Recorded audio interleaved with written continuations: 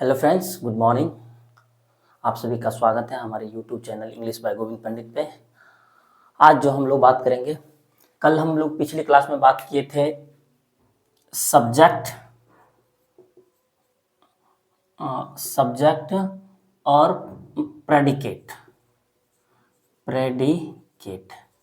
Subject और predicate के बारे में हम लोग बात किए थे कल।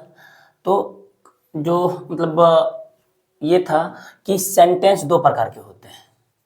सेंटेंस के मेनली रूप से टू टाइप्स होते हैं। सेंटेंस के मेनली रूप से टू टाइप्स होते हैं। पहला क्या था? सब्जेक्ट। दूसरा क्या था? प्रेडिकेट। हाँ, कल हम लोग यहीं तक बातचीत करके छोड़ दिए थे। ठीक, आज जो हम लोग बात किए थे, पिछले सेशन में हम लोग ये बात किए थे, तो अभी जो हम लोग बात करेंगे वो बात करेंगे सब्जेक्ट। सब्जेक्ट क्या है? सब्जेक्ट क्या है? कर्ता। सब्जेक्ट का हिंदी क्या होता है? कर्ता। सब्जेक्ट का हिंदी होता है कर्ता। और सब्जेक्ट है क्या? फर्स्ट ऑफ ऑल सबसे पहला क्वेश्चन ये उठती है कि आखिर सब्जेक्ट है क्या, कर्ता है क्या। तो देखिए, सबसे पहले क्या होता है, हम लोग बात करेंगे सब्जेक्ट के बारे में। अगर सब्जेक्ट का नाम लेते हैं तो इज कॉल्ड डूअर। एक लाइन में हम कह सकते हैं doer is called subject. Doer is called subject. Doer is called subject. Got it? Doer is called subject. Subject की बात हम लोग किए, डूअर इज कॉल्ड सब्जेक्ट। अगर दूसरी तरह हम बात करें, दूसरी अगर डेफिनेशन की बात करें, तो हम लोग बात करेंगे ये कि सब्जेक्ट इज द पर्सन और thing. Subject is the person और थिंग। सब्जेक्ट मेरा कोई व्यक्ति हो सकता है या फिर मेरा कोई वस्तु हो सकता है। Performing the action. Subject is the person और thing performing the action. Performing the action. देखिए, सब्जेक्ट का दो definition. Doer is called subject, एक लाइन में हम लोग कह सकते हैं, या सिर्फ और सिर्फ सिंपल कह सकते हैं डूअर इज कॉल्ड सब्जेक्ट।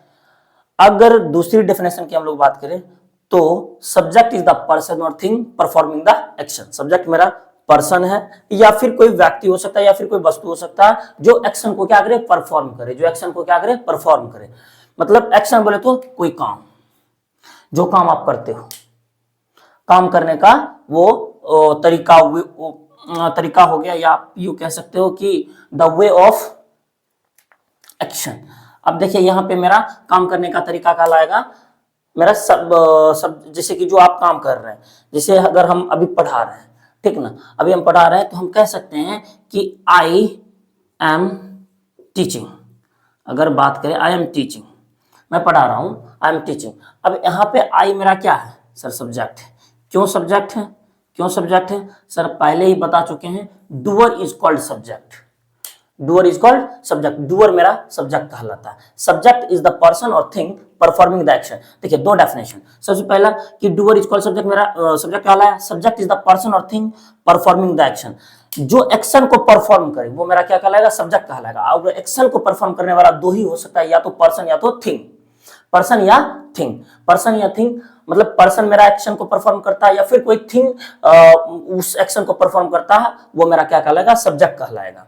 अब देखिए, अगर इन डिटेल्स बात करें सब्जेक्ट के बारे में, तो अभी यहाँ पे आई एम टीचिंग, मैं पढ़ा रहा हूँ। कहने का मतलब ये हुआ कि अभी यहाँ जो है वो एक्शन यानी काम को कौन कर रहा है? काम को मैं कर रहा हूँ, तो मैं क्या हो गया? सब्जेक्ट हो गया। अभी हम डूअर है, डूअर इज कॉल्ड सब्जेक्ट। और एक लाइन में आप ये भी कह सकते हैं कि डूअर किसी भी सेंटेंस का जो है ना मुख्य अहम रोल अदा करता है। डूअर जो है वो किसी भी सेंटेंस का अहम रोल अदा करता है। ठीक, तो जैसे कि यहाँ पे मैं रोल, यहाँ पे आई एम टीचिंग जो है, आई यहाँ का मुख्य रोल अदा कर रहा है, डूअर है या फिर मेन है। ठीक, तो इसलिए हम इसको क्या कह दिए? सब्जेक्ट कह दिए। उसी प्रकार अगर हम बात करें रमन स्टडीज अ बुक।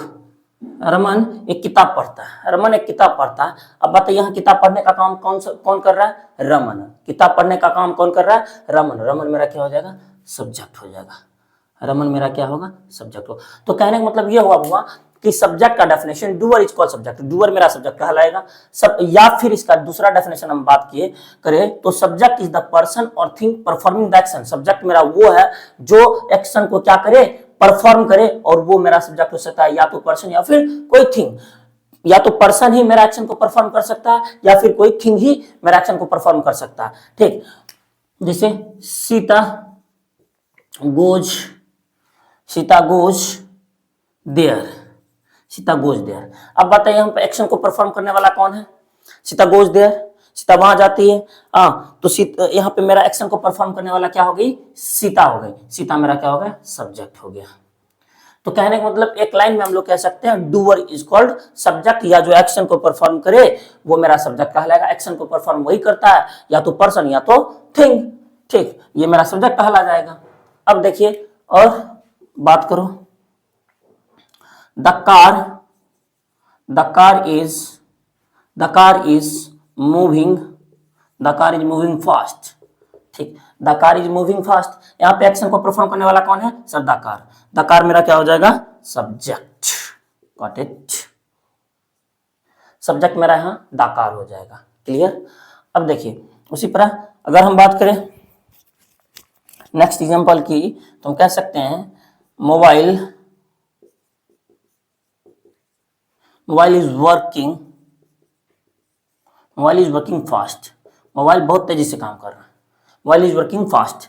तो क्या हो जाएगा, मोबाइल मेरा क्या हो जाएगा, सब्जेक्ट हो जाएगा। ठीक, सब्जेक्ट मेरा क्या होगा, mobile is working fast, mobile बहुत तेजी से काम कर रहा है। ओके, तो सब्जेक्ट के बारे में हम लोग देख लिए, doer is called subject, subject is the person और थिंग परफॉर्मिंग द एक्शन। सब हम एग्जांपल की बात कर लिए।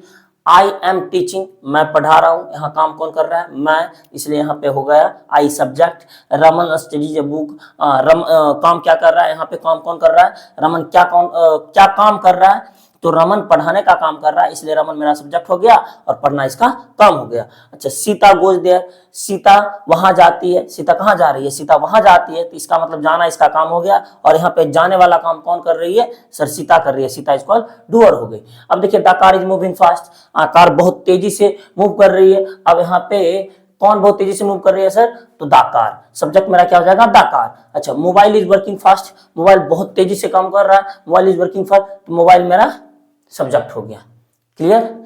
आई राइट ए लेटर, जिसे कि कहते हैं Raman and Sita, Raman and Sita are doing this work, Raman and Sita are doing this work.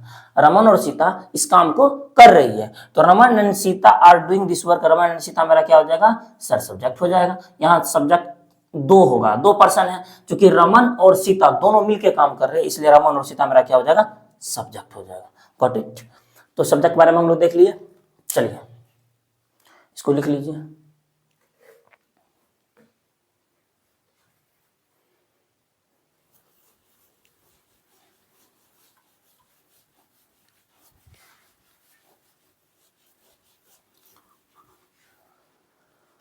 हाँ, चलिए देखिए सब्जेक्ट का अब दो प्रकार होते हैं, अभी सब्जेक्ट के बारे में ही हम लोग बात कर रहे हैं। सब्जेक्ट के भी दो प्रकार होते हैं, कौन कौन, एक हो जाता है आपका सिंगुलर सब्जेक्ट, और दूसरा आपका हो जाता है plural subject. Okay, singular subject, plural subject. Sir singular subject किसको कहते हैं और प्लूरल सब्जेक्ट किसको कहते हैं, फॉर योर काइंड इन्फॉर्मेशन आपको बताते चले कि सिंगुलर मतलब एक, प्लूरल मतलब एक से अधिक। ठीक, तो ये मेरा सिंगुलर हो गया। अब जो सब्जेक्ट के बारे में हम लोग पहले से पता है, सब्जेक्ट के बारे में हम लोग पढ़ चुके हैं। सब्जेक्ट किसको कहते हैं, तो doer is called subject, doer is called subject, और डूअर मेरा सब्जेक्ट हो जाएगा। ठीक, उसके बाद यहाँ पे सिंगुलर है, यहाँ पे प्लूरल है। अगर एक सब्जेक्ट होगा, एक डूअर होगा तो मेरा सिंगुलर सब्जेक्ट कहलाएगा, एक से अधिक डूअर होगा तो मेरा प्लूरल सब्जेक्ट कहलाएगा। Got it. चलिए एग्जांपल की बात हम लोग करें तो हो जाएगा, जैसे हम कह दे आई एम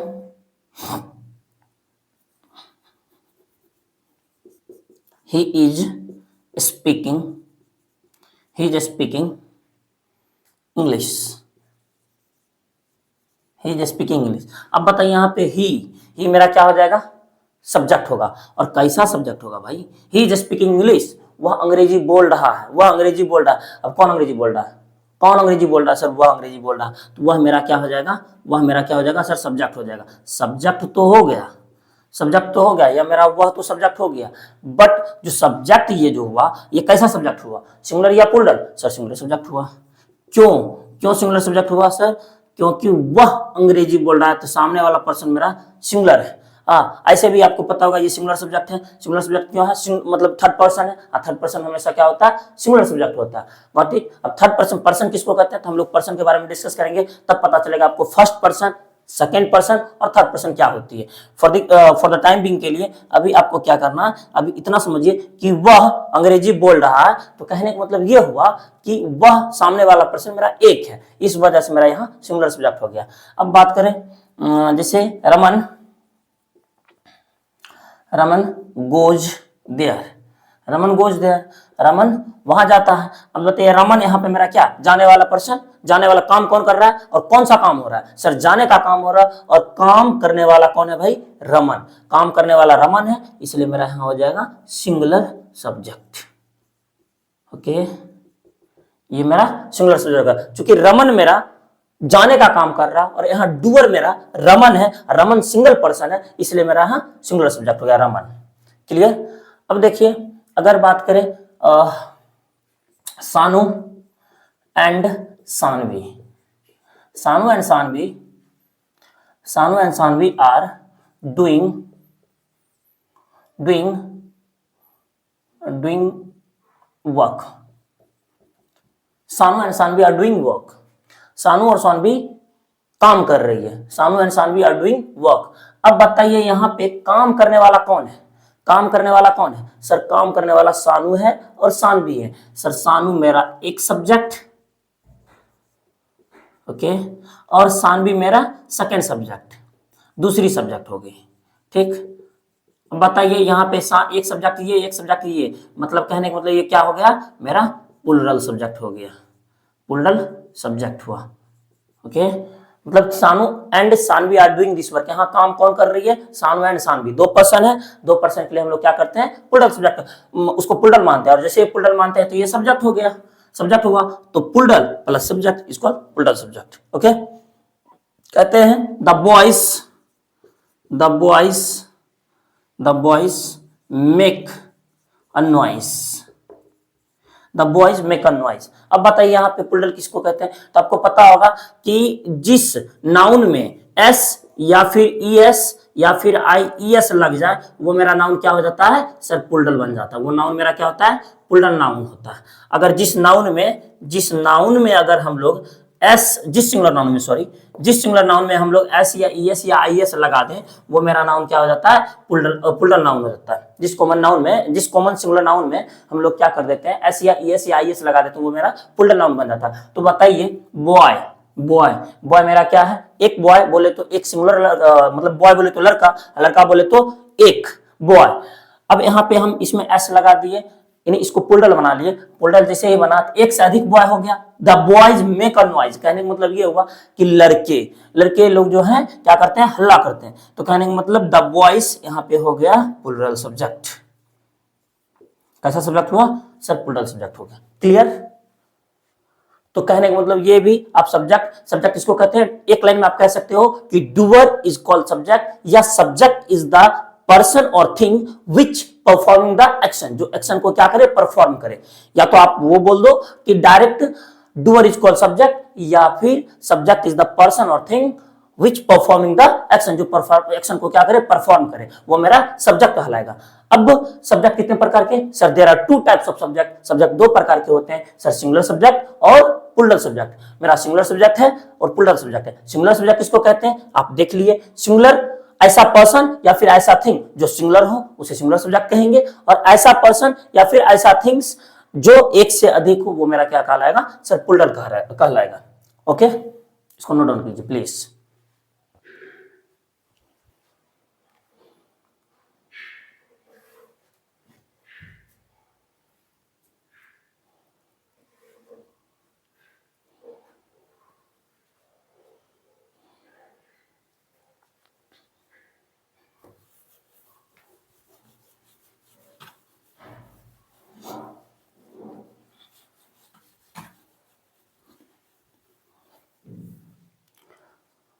चलिए अभी जो है हम लोग सब्जेक्ट के ही बारे में बात करेंगे। सब्जेक्ट के बारे में नोटेड पॉइंट है ये कि सब्जेक्ट सबसे पहला क्या हो गया कि मेरा subject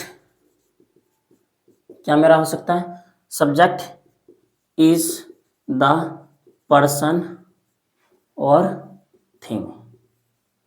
subject is the person और थिंग परफॉर्मिंग द एक्शन, जो एक्शन को क्या करे, परफॉर्म करे, परफॉर्मिंग द एक्शन। अभी इससे हम ये लिखाए थे। चलिए सेकेंड में अगर हम लोग बात करें, सेकेंड में ये भी तो बात कर सकते हैं, सब्जेक्ट मेरा जो कौन कौन हो सकता है, सब्जेक्ट मेरा कौन कौन हो सकता है, ऐसा कौन सा पार्ट्स ऑफ स्पीच है जो मेरा सब्जेक्ट बन सकता है। सब्जेक्ट मेरा क्या हो सकता है सर, सब्जेक्ट या तो कोई नाउन होगा या कोई प्रोनाउन होगा। सब्जेक्ट मेरा कोई नाउन हो सकता है या कोई प्रोनाउन हो सकता है, या कोई नाउन के घर का ही हो सकता है, या फिर कोई प्रोनाउन के घर का ही हो सकता है, या फिर जिसे नाउन के घर का अगर बात करें तो नाउन फ्रेज हो सकता है, नाउन फ्रेज हो सकता है, या फिर कहने का मतलब ये कि सब्जेक्ट या तो मेरा नाउन हो सकता है या मेरा प्रोनाउन हो सकता है या नाउन फ्रेज हो सकता है, या फिर इसी के घर का आसपास। यानी कि अगर कोई सब्जेक्ट के स्थान पे आ रहा हो, सब्जेक्ट के स्थान पे अगर कोई वर्ड आ रहा हो तो दैट मीन्स ये कि या तो नाउन है या तो वो प्रोनाउन है। अब हम कैसे पकड़ेंगे, अब हम कैसे पता करेंगे, कैसे आइडेंटिफाई करेंगे कि सर ये नाउन है या फिर ये प्रोनाउन है। तो अभी जो है हम लोग सिर्फ और सिर्फ सब्जेक्ट के ही बारे में बात करते हैं, फिर आगे जैसे जैसे हम लोग बढ़ते जाएंगे हर चीज, हर वो छोटी छोटी जानकारी आपको पता चल जाएगी। ठीक, तो अभी जो हम लोग अब पहले तो हम लोग क्या देखे कि सेंटेंस के मुख्यतः दो टाइप होते हैं, सब्जेक्ट और प्रेडिकेट। सब्जेक्ट के बारे में अच्छे से डिस्कशन हम लोग कर लिए। सब्जेक्ट मेरा कौन हो सकता है सर, डूअर हो सकता है, या फिर थिंग हो सकता है, या फिर पर्सन हो सकता है जो एक्शन को क्या करे, परफॉर्म करे। ठीक, अब देखिए, अब बात करें हम लोग सब्जेक्ट मेरा हो कौन, मतलब सब्जेक्ट के स्थान पे कौन कौन आ सकता है सर। सब्जेक्ट के स्थान पे या तो नाउन आ सकता है, या फिर प्रोनाउन आ सकता है, या फिर कोई न कोई नाउन फ्रेज आ सकता है, या फिर इसी के घर का हो सकता है। या यूं समझिए कि सब्जेक्ट के स्थान पे जो आएगा वो मेरा नाउन होगा या तो प्रोनाउन होगा। क्लियर, देखिए सब्जेक्ट हो गया। सेंटेंस में हम लोग बात कर रहे थे, सेंटेंस के पार्ट में हम लोग बात कर रहे थे। अब देखिए प्रेडिकेट, प्रेडिकेट किसको कहते हैं, देखिए एक प्रेडिकेट आप लिख लीजिए, प्रेडिकेट, प्रेडिकेट किसको कहते हैं। ठीक, देखिए प्रेडिकेट। अब देखो एक लाइन में आप सिंपल अगर सब्जेक्ट समझ गए तो प्रेडिकेट भी आसानी से समझ गए, सब्जेक्ट समझ गए तो प्रेडिकेट भी आसानी से समझ गए। देखिए प्रेडिकेट किसको कहते हैं, प्रेडिकेट में अब मान लीजिए हमको एग्जांपल से पहले समझ लेते हैं। ओके, जिसे हमको कहना रमन गोज देयर। ठीक, रमन गोज देयर, रमन वहां जाता। अब देखिए यहां पे कि प्रेडिकेट का कहना ये हुआ, प्रेडिकेट ये हुआ कि सर सब्जेक्ट को छोड़कर, एक्सेप्ट सब्जेक्ट, सब्जेक्ट को छोड़कर, एक्सेप्ट सब्जेक्ट, सब्जेक्ट को छोड़कर rest remaining part, rest remaining part of the sentence. ठीक, यानी प्रेडिकेट का डेफिनेशन हम लोग कह सकते हैं कि एक्सेप्ट सब्जेक्ट, सब्जेक्ट को छोड़कर rest remaining part of the sentence, उस सेंटेंस मतलब सेंटेंस के जो अलग पार्ट है, जो और पार्ट है वो मेरा क्या कहलाएगा, सब्जेक्ट कहलाएगा। ठीक, मतलब एक्सेप्ट सब्जेक्ट, सब्जेक्ट को छोड़कर। सर इसको सब्जेक्ट को छोड़ के बताइए, यहाँ पे आपको एग्जांपल लिख दिए हैं, एग्जांपल में आपको लिखे हैं कि रमन गोज देयर, तो बताइए रमन यहाँ पे मेरा क्या हो गया सर, सब्जेक्ट हो गया। रमन यहाँ पे क्या होगा मेरा, सब्जेक्ट हो गया। जैसे ही रमन सब्जेक्ट हो गया बाबू, तो ये अदर मेरा जो है गोज और देयर मेरा rest remaining part of the sentence. कहने का मतलब इस सेंटेंस के जो है, इस सेंटेंस का रेस्ट रिमेनिंग पार्ट हो गया एक्सेप्ट सब्जेक्ट, सब्जेक्ट को छोड़कर रेस्ट रिमेनिंग पार्ट जो है ये मेरा क्या हो गया, प्रेडिकेट हो गया, प्रेडिकेट। इसका मतलब ये कि सब्जेक्ट को छोड़कर जो रेस्ट रिमेनिंग पार्ट होता है वो मेरा क्या कहलाता है, वो मेरा प्रेडिकेट कहलाता है। क्लियर, तो हम लोग कह सकते, अच्छा एक बात बताइए और, ये तो मेरा सब्जेक्ट हो गया। अब बताओ रेस्ट रिमेनिंग पार्ट में मेरा ऐसा क्या क्या चीज आ सकता है, रेस्ट रिमेनिंग पार्ट में मेरा क्या क्या चीज आ सकता है सर। रेस्ट रिमेनिंग पार्ट में सब्जेक्ट को अगर छोड़ते हैं, रेस्ट रिमेनिंग पार्ट में या तो वर्ब आ सकता है या ऑब्जेक्ट आ सकता है, ऑब्जेक्ट अदर मतलब कि वर्ब प्लस अदर वर्ड, या फिर ऑब्जेक्ट। ऑब्जेक्ट आ सकता है, कहने का मतलब ये कि प्रेडिकेट का डेफिनेशन हम लोग हो गया, except subject rest remaining part is called predicate. ठीक, तो जैसे कि रमन गोज देयर, रमन वहां जाता है, तो गोज देयर को छोड़ के जो रमन बच गया वो मेरा सब्जेक्ट हो गया, बाकी गोज देयर जो हो गया प्रेडिकेट हो गया। तो हम लोग कह सकते हैं ना, प्रेडिकेट में जो होता है वो क्या करता, वो प्रेडिकेट में वो मतलब क्या क्या आता है सर, वर्ब आता है या फिर अदर वर्ड या फिर ऑब्जेक्ट आता है। क्लियर? तो चलिए इसमें बताइए, तो प्रेडिकेट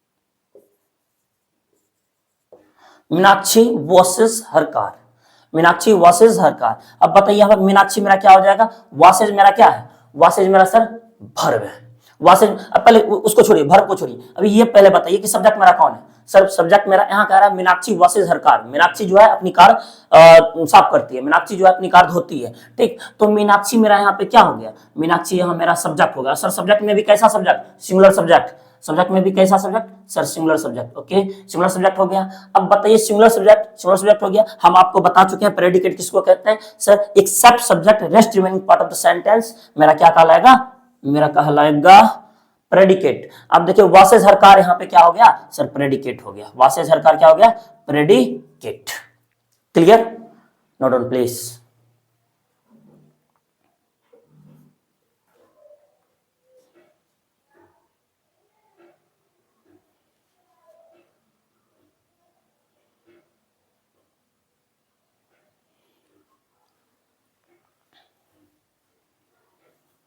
चलिए मिटाते हैं इसको।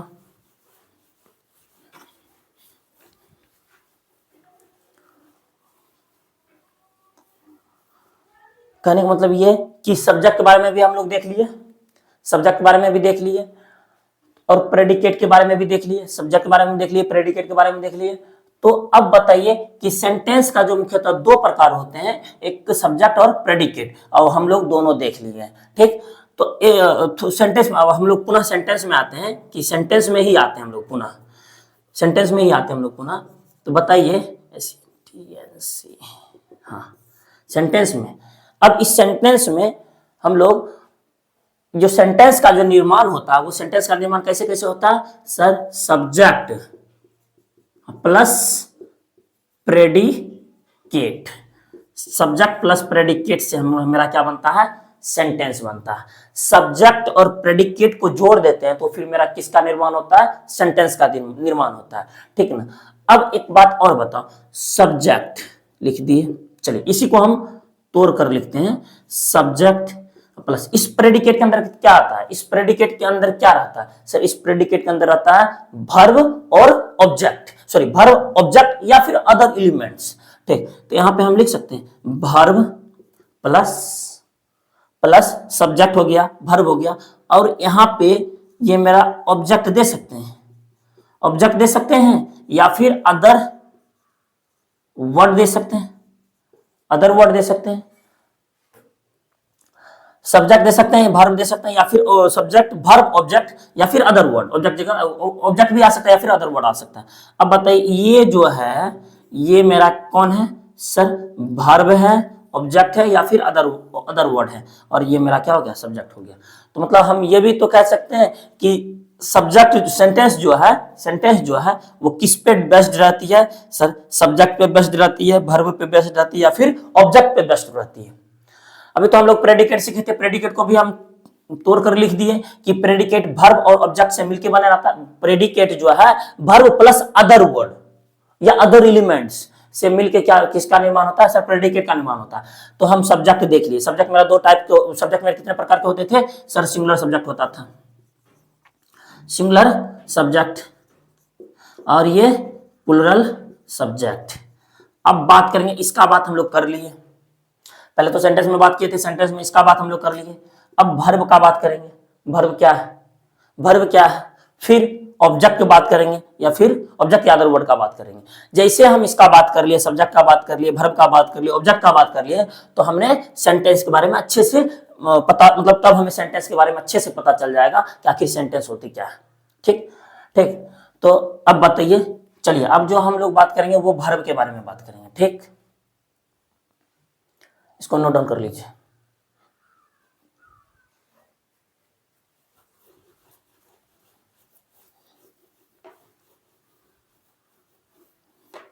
लिखिए वर्ब, वर्ब हेडिंग दीजिए और वर्ब के बारे में हम लोग बात करेंगे अब।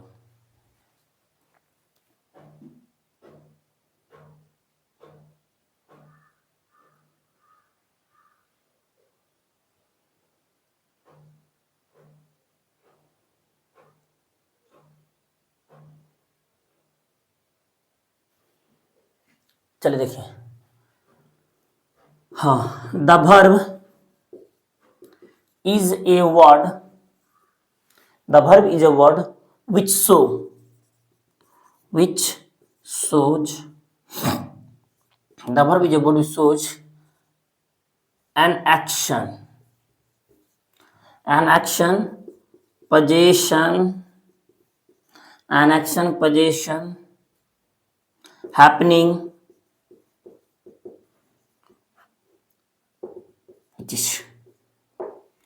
कहता है the verb is a word which shows an action position happening, ठीक है। वर्ब जो है मेरा किसको किसको शो करता है सर, हैपनिंग को शो करता है, पोजीशन को शो करता है, और आपका एक्शन हो गया, पोजीशन हो गया और हैपनिंग हो गया, ठीक है ना।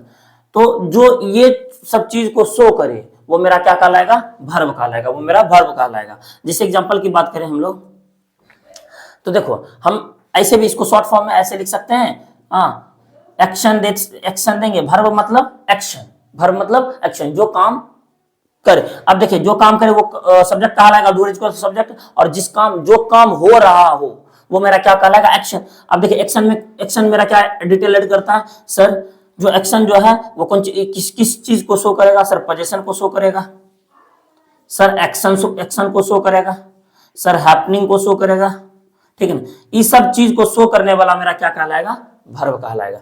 जैसे एग्जांपल की बात करें, एग्जांपल हम लोग बात करते हैं, ठीक है ना। तो अब देखिए थोड़ा सा, अब देखिए वर्ब का भी ना, अच्छा पहले एग्जांपल ही देख लेते हैं। एग्जांपल चलो देखो, एग्जांपल में बाबू अब लोग कह सकते हो कि एग्जांपल में आप लोग हम लोग बात करेंगे, तो जैसे ये कि Ram does this work, Ram यह काम करता है, राम डज दिस वर्क। अब बताइए यहां पे राम मेरा क्या हो गया सर, सब्जेक्ट हो गया, राम मेरा हो गया सब्जेक्ट, राम मेरा सब्जेक्ट हो गया। अब देखिए यहां पे एक्शन कौन हो रहा है, एक्शन कौन हो रहा है भाई, एक्शन हो रहा है करना, एक्शन हो रहा है करना, कोई भी काम का करना। अब ये मेरा हो गया वर्ब, ये मेरा हो गया वर्ब। अब यहां पे ये एक्शन शो हो रहा है, जो एक्शन को शो करे, जो एक्शन को शो करे, जो एक्शन को शो करे, पोजीशन को शो करे, हैपनिंग को शो करे, ठीक है ना। वर्ब, यहाँ पे वर्ब लिख दीजिए, वर्ब मेरा किसको शो करेगा सर, पोजीशन को शो करेगा, या हैपनिंग को शो करेगा, फिर एक्शन को शो करेगा, वो मेरा कहलाएगा वर्ब। यहाँ पे Ram does this work, Ram subject है, वर्ब मेरा क्या हो गया, सॉरी वर्ब मेरा हो गया डज, चूंकि यहाँ पे डज मतलब डू मतलब करना, डू का वर्ब भी 5 यानी डू का सिंगुलर रूप हो जाएगा डज। यहाँ Ram does this work, Ram जो है काम करता है, सब्जेक्ट मेरा राम हो गया, डज मेरा वर्ब हो गया, तो Ram does this work, Ram काम करता है, तो राम यह काम करता है। अब बताइए यहाँ पे वर्ब मेरा हो गया, ये मेरा सब्जेक्ट है। अब सब्जेक्ट में भी कैसा सब्जेक्ट है सर, सिंगुलर सब्जेक्ट है, सिंगुलर सब्जेक्ट है, ओके सिंगुलर सब्जेक्ट है। अब यहाँ पे डज जो आया है वो वर्ब का कैसा रूप है, वर्ब का कैसा रूप है। अब हम लोग बात करते, पहले तो वर्ब पकड़ना हम लोग सीखेंगे कि वर्ब आखिर होती कौन है, ठीक। चलिए दूसरा, I am going to market, I am going to market, यहाँ पे पकड़िए वर्ब, यहाँ पे verb I am going to market, यहाँ पे वर्ब को यहाँ हम लोग वर्ब आप एम कह सकते हो, ये भी मेरा वर्ब है और ये भी मेरा वर्ब है, ठीक, ये भी मेरा वर्ब है, ये भी मेरा वर्ब है, और ये मेरा सब्जेक्ट है, ठीक ना, सब्जेक्ट है। अब ये सब्जेक्ट कैसा सब्जेक्ट है सर, वहां पे हम आपको बताए थे कि या तो सब्जेक्ट मेरा या तो नाउन हो सकता है या फिर प्रोनाउन हो सकता है। यहाँ पे बताइए सब्जेक्ट मेरा कौन है, ये सब्जेक्ट मेरा आई है, बट आई कैसा, सिंगुलर या प्लूरल सर, यहाँ पे प्लूरल सब्जेक्ट है। अब कहो सर आई बोले तो मैं, और मैं बोले तो सिंगुलर पर्सन, और सिंगुलर जब है तो फिर ये प्लूरल कैसे सर इसे अब बाद रखा गया है, एक्सेप्शन में रखा गया है, ठीक ना, इस वजह से इसको हम लोग प्लूरल सब्जेक्ट मानते हैं, ठीक। तो आई जो है हम लोग प्लूरल सब्जेक्ट, बस यही जो है एक सिंगुलर होते हुए अपने आप को प्लूरल दिखाता है, गॉट इट। तो आई को हम लोग जो है सिंगुलर सब्जेक्ट के रूप में ट्रीट करते हैं, तो सॉरी प्लूरल सब्जेक्ट के रूप में ट्रीट करते हैं, तो प्लूरल सब्जेक्ट हो गया। अब बताइए यहाँ पे एम, एम जो है मेरा वर्ब है, गोइंग मेरा वर्ब है।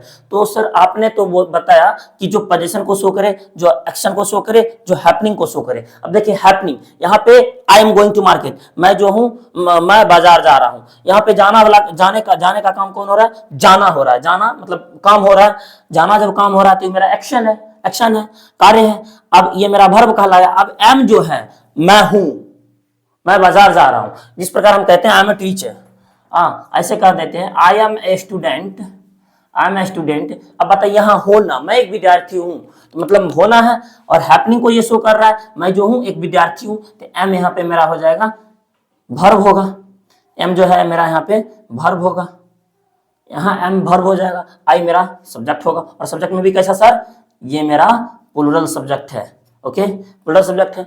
तो आई एम ए स्टूडेंट, थोड़ी अच्छे से प्लूरल सब्जेक्ट है, okay I am a student.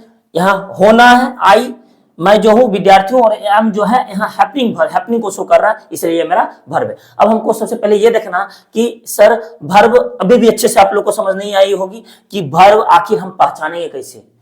मान लीजिए ठीक है पोजीशन, अब पोजीशन को शो करने वाला देखिए I have a cup of T, I have a cup of T, मुझे मेरे पास एक कप चाय है। अब देखिए यहाँ पे I have a cup of T, अब यहाँ पे हैव जो है किस चीज को शो कर रहा है सर, पोजीशन को शो कर रहा है, पोजीशन गुरु, ये आप हैव जो है पोजीशन को शो कर रहा है।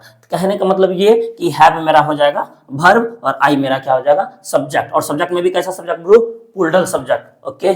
चलिए तो मतलब कहने का ये कि जो पोजीशन को शो करे, जो एक्शन को शो करे, जो हैपनिंग को शो करे, वो मेरा कहलाएगा वर्ब, क्लियर। अब इसको और अच्छे से समझते हैं, इसको अच्छे से समझते हैं वर्ब के टाइप बनाकर, इसको मिटाते हैं।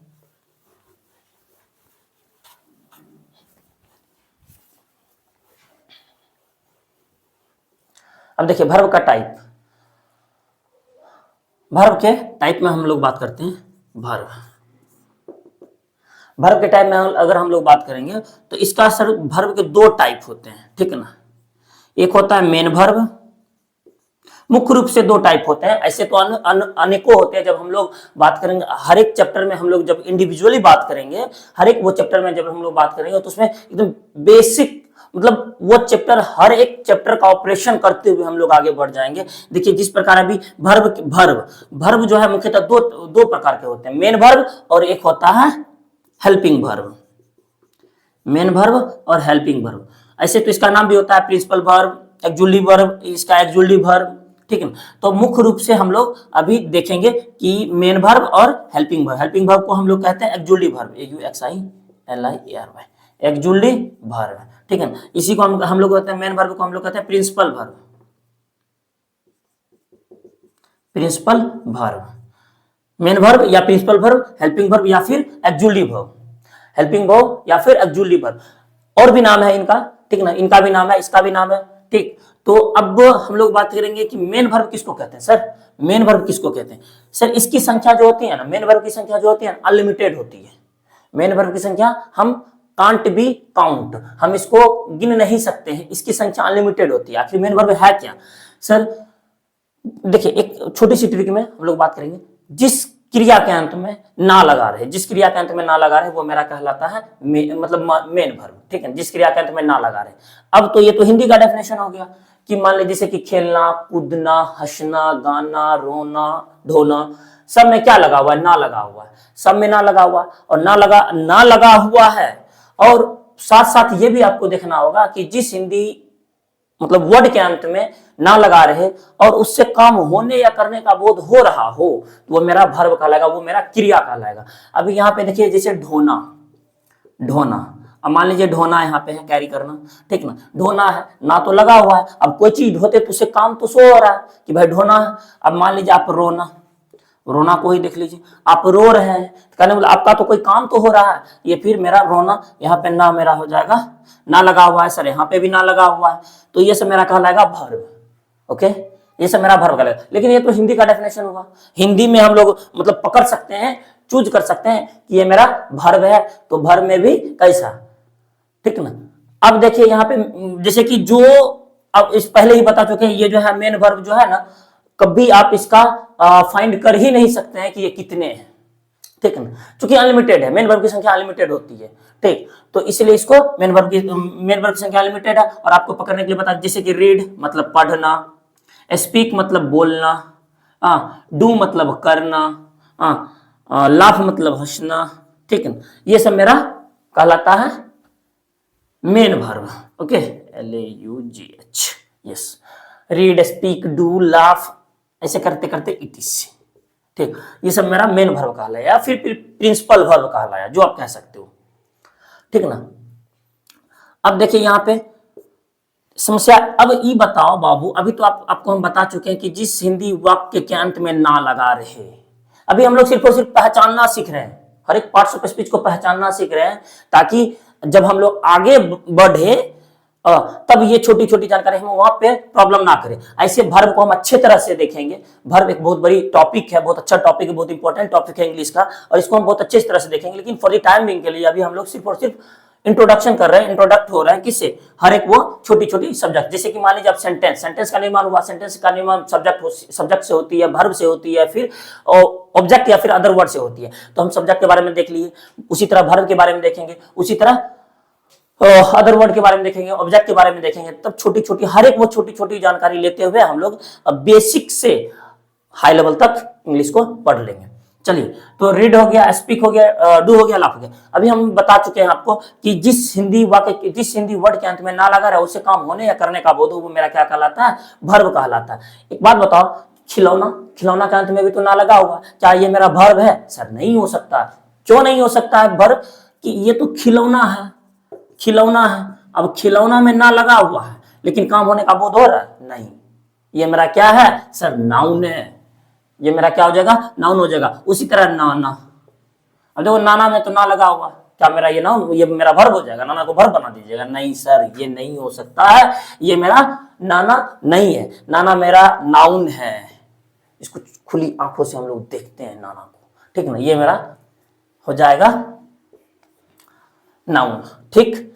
तो मेन वर्ब की संख्या लिमिटेड होती है, ठीक। हम लोग देखेंगे मेन वर्ब में भी प्रकार होता है सर, मेन वर्ब के भी टाइप होते हैं, मेन वर्ब का भी अपना ये होता है कि वर्ब 1, वर्ब 2 ऐसे करके, फिर हम लोग सिंगुलर वर्ब, प्लूरल वर्ब, हम लोग इसके जब इसका हम लोग बात करेंगे तो इसमें हम लोग बात करेंगे, ठीक है ना। अभी फिर फॉर द टाइम बिंग के लिए हम मेन वर्ब को समझ गए कि जिस जिस हिंदी वर्ड के अंत में ना लगा रहे और उससे काम होने या करने का बोध, वो मेरा वर्ब कहलाएगा। उसी का इंग्लिश रूप मेरा क्या कहलाएगा? रीड, स्पीक, डू, लाफ, ये सब मेरा कहलाएगा मेन वर्ब। या आप ऐसे भी कह सकते हो कि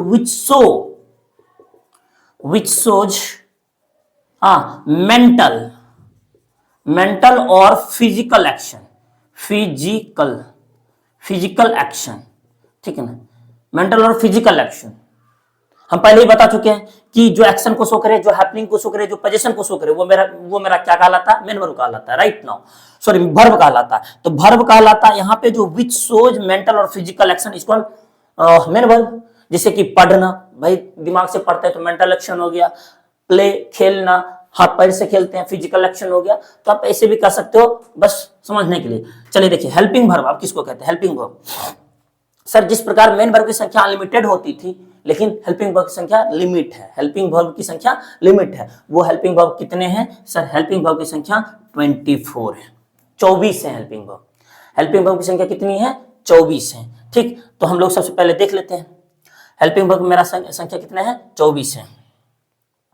अगर 24 का ही, अगर 24 हेल्पिंग वर्ब लिख के आप लिख लीजिए ये 24 कौन कौन है, ठीक है। इसकी संख्या लिमिट है, जबकि मेन वर्ब की संख्या क्या है? अनलिमिटेड है। ओके, तो हेल्पिंग वर्ब मेरा क्या हो जाएगा? इज या am, are, was, were, has, have, had, do, does, did, do does did can could should would may might shall will need to out to OUGH the out to okay. हाँ यहाँ तो cut जाएगा भाई, यहाँ पे लिख लेते हैं आउट टू, फिर डेयर टू, ठीक ना।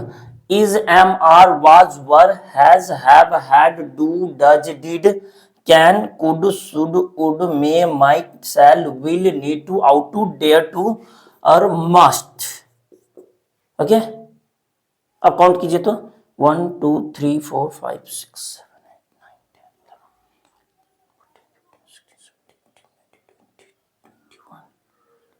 11 23 23 वन कौन छूट रहा भाई। यूज टू लिखे नहीं लिखे सर, यूज टू। ओके, ये 24 है मेरा हेल्पिंग वर्ब, ठीक। तो बाबू आज की क्लास यहीं तक रखते हैं। ये 24 वर्ब है, 24 हेल्पिंग वर्ब है, ठीक। और मेन वर्ब की संख्या अनलिमिटेड है, जबकि हेल्पिंग वर्ब की संख्या लिमिट है। आज की क्लास यहीं तक रखते हैं, मिलते हैं कल, तब तक smart good night, bye bye, see you, take care, love you all, bye.